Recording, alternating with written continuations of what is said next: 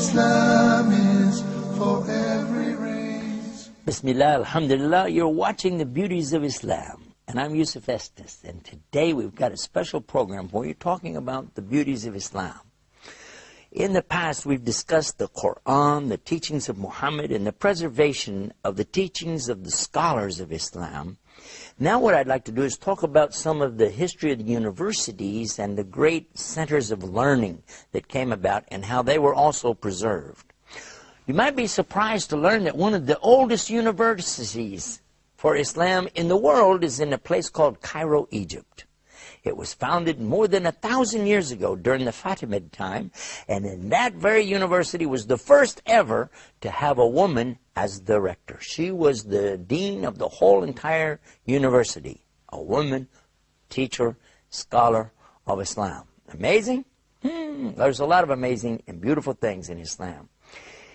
This university is even open today. And if anybody would like to go to that university, they can put their children in there from first grade, primary school, and take them all the way through high school, and they will memorize the entire Quran and learn so many of the hadiths and have the Arabic language. Then they can continue their studies and go on to learn more and learn about the Quran. How does it come, and how are the verses in context, and how do we understand these things? Along with the hadiths and teachings of Muhammad. Something called fiqh is also explained and taught there in that school, in that university. And fiqh is something like maybe in English, schools of jurisprudence. When I visited Al-Azhar, I was shown a place where they used to have all 4 schools represented outside. It was really cool. They would sit outside, and they had their places where they would sit, and their teachers would teach them. And they were all within just a hand reach of each other. If they would like to go over and share any information back and forth, it was very easy for them to do so. Of course, now with air conditioning, you wouldn't want to sit out inside and do that anymore. But back then, you see, that was really something. This teaching is continued on along with the teaching of what's called the Sirah, or the biography of the Prophet Muhammad, peace and blessings be upon him. Talking about his life from the time he was born, the time that revelation came to him, his contact with non-Muslims and their relationships, his migration to Medina, then the development of the full Islam as it comes, the companions and their stories, and then up to his death. Peace and blessing be upon him. This is all called Sirah, or the biography of the Prophet, peace be upon him. There are other things like, for instance, how to pronounce the words from the Quran called tajweed. Carefully being able to say it exactly as Prophet Muhammad, peace be upon him, said it, and as he approved of the pronunciations of his various companions. There are some different pronunciations that he permitted on certain words, and even this is known and taught at this great university called Al-Azhar. I had the good fortune to also visit another university while I was visiting in Maghreb, or Morocco, and while I was there, they took me to a place called Fes. And when I saw the way that they had preserved this whole community, the whole setting there was as though I was on a movie set. When I went in through the walls and saw how they had everything there, they even still had camels and donkeys and people selling in the streets, the little awnings that come out, and the people even dressed in their traditional dress. It was an amazing sight, and I was very taken with that. Then I got to go to the university that they have there, and this university is even older than Al-Azhar. And the books, the library that they have there, so fantastic to realize that they have been memorizing and teaching and memorizing and passing this on for so many generations. It was so amazing and beautiful. And all I could think about was, I wish I had more time. I would love to enroll and go to this university. It would just be great. I did have a chance to visit with the scholars and teachers there. I found them to be very knowledgeable, impressive, humble, and lovely in their way of delivering and talking, you know. There are other places that you can find that they've been teaching Islam consistently and steadily in Mauritania, in Yemen, in Saudi Arabia, of course, Medina and Mecca, in Kuwait. An amazing place, too, is to consider the teachings that they have going on now, even now in Europe, in Turkey. Because you see, Turkey's been a part of the Islamic Empire for centuries upon centuries upon centuries. Maybe since the 1400s. And they've had these centers for learning. And again, I emphasize that the teaching and the preservation has always been exactly the same. That it's, first of all, mouth to ear, so that you know what you're saying from memory. The Quran is memorized in the Arabic language, the classical Arabic language, and then the teachings of Muhammad, called hadith, are also memorized the same way. Now, you might be surprised to find that some of the characters are written differently when you write it down, but they're pronounced exactly the same. This is true if you compare, for instance, if you go to Maghreb, Morocco, and compare it to what you find in Saudi Arabia, or even in Egypt. Because, for instance, the letter called Fa has one dot over the top of it. But in Maghreb, in the Quran, they use the one dot on top to be the letter Qaf. And when they want Fa, they put the dot below it. You might say, aha, there's a discrepancy. Oh, I heard that maybe somebody said there could be different Qurans. All right. That's why we want to bring this subject up. Did you know that there's something about this that a lot of Muslims don't even know? And we're going to talk to you about it as soon as we come back from the break. So don't go away. You're going to want to hear about the different writings of the Quran. Be right back after this, inshallah. Islam is keeping up the pace. Islam is for every race. Brothers and sisters, to increase your iman. خيركم من تعلم القرآن وعلمه ورتل القرآن ترتيلا. Learning how to recite the Quran properly, learning the meaning of what we recite, concluding the ahkam from the verses which we recite, trying to implement what we learn in our daily life. We'll listen to the participants and the guests. We'll take your phone calls. We're going to recite live. We'll listen to your recitation and we'll correct it according to the rules and regulations which we'll state in each episode.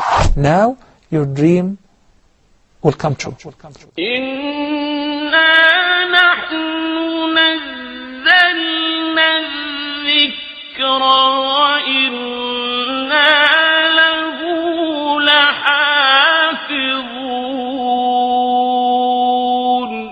Islam is keeping up the pace. Islam is for every race. We're back and you're watching the Beauties of Islam, and we've been talking about preservation of the information of Islam. We've been talking about the universities, the institutes, schools of learning. And then just before we went to break, I decided to give you a little taste of something to keep your curiosity piqued. And that was a subject about the different writings in the Quran. And how could it be that there are different Qurans? Well, in fact, you can go to the museums where the Quran is still preserved today. And what I'm talking about here, it's preserved two ways. When I was visiting in Istanbul, in the Topkapi Museum, which is really now set up as a museum, but it used to be a part of the Caliph's compound. It was a very beautiful setup that he had. And now they have such things on display as the swords that were used by the companions and different clothing and articles and headgear and so on. It's all preserved there. One of the things they have is the text of the Quran, written out by hand, of course. It's long before printing presses. And you look at it and you'll say, wait a minute, that's not Arabic. I know Arabic. It doesn't look like Arabic. What is this? Well, they have the same thing exactly if you go to the museum, which is located in Tashkent, Uzbekistan. This is the home of the great imams, such as Imam Bukhari, Imam Muslim, Imam Tirmidhi, and many more. Now, in that place, you will find the Quran written there and on exhibition. But you're going to say the same thing. This doesn't look like Arabic. And if you go to England, to the museum there, you're going to see again, this doesn't look like Arabic. The reason is because at the time of the revelation of the Quran, none of the Arabs used any tashkil marks And it was assumed that if you could read and write in Arabic, you knew how the structure of the sentences and words were, that you would be able to pronounce it. You see, there are no vowels in Arabic.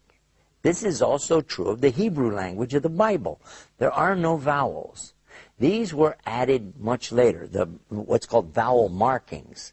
And then you substitute different consonants to represent vowels. Kind of like in English, the word try, T-R-Y, the vowel is the consonant Y. And so in the same way in Arabic, you would find the ya sound used to pronounce the sound of A, like the word bait has that ya used to represent the vowel. But for those who are not familiar with the structure of language, they wouldn't be able to do that. They might pronounce it wrong. And this is not acceptable for Quran. It might be for hadith and teachings of, just Arabic itself and talking about stories, but when we're going to talk about the Quran, it has to be exact. So how can we do that? How we preserve it? Well, what they did, they used marks. They put these dots so that if you saw a round circle, you could quickly tell the difference without knowing the size of the circle, how it compares to another circle with a bigger tail on it, and so on. They would just put one dot above, which was the sound of fa, like in fan, or two dots for the sound of cough, like in QU that we use in English. We don't have it in Arabic in English. But each one of these, like a dot below the line, would be a ba, like in bait. A dot above would be noon, the sound of N. And then two dots, ta. All of this was added. It was not in the Quran in the time of the companions because they didn't have it in the language yet. It wasn't there. It came in the next generation. So in the 7th century is about the time that the Muslims began to add what's called the tashkil, the harakat, to these letters. Now, it was after that the Jewish Maseratis began to add their tashkil to their text, and that's why it's called the Maserati text. Prior to that time, they also had none of these markings. Another thing that they did was to put something over and below the letters so you knew to pronounce it with the sound of A and E and U. Otherwise, again, I'll repeat to you, there are no vowels in the Arabic language. So this is how they made it for the non-Arabs, made it easy for them to begin to correctly pronounce and teach and memorize the Quran. That's why you find these differences. However, when you hear the Quran recited, you'll agree, as many millions have over the centuries, there really is no difference. Whether I hear it recited in Al-Azhar University in Cairo, or if I hear it in Fes in Morocco, or if I hear it recited in Istanbul in Turkey, or if it's recited in Malaysia or Indonesia, Pakistan, India, or even in a place called Texas, where I'm from, you'll find it still starts with a ba in Bismillahir Rahmanir Rahim, and it ends with the scene at the very end of the Quran, Minal Jannati wan nas. All of this is preserved exactly, letter for letter, word for word. And it's because of the efforts of these great and wonderful teachers of Islam and their universities and institutions that have been going on century upon century. Today we have these places of learning, madrasas and the mosques or masajid around the world, and also these Jamia or universities. All of them are there for anyone to go and learn. And by the way, you don't have to be a Muslim to learn about Islam. You're most welcome to come explore and enjoy the beauties of Islam. Remember to visit our website, beautiesofislam.com. Until next time, peace. Salam alaikum. Islam is peace. Islam.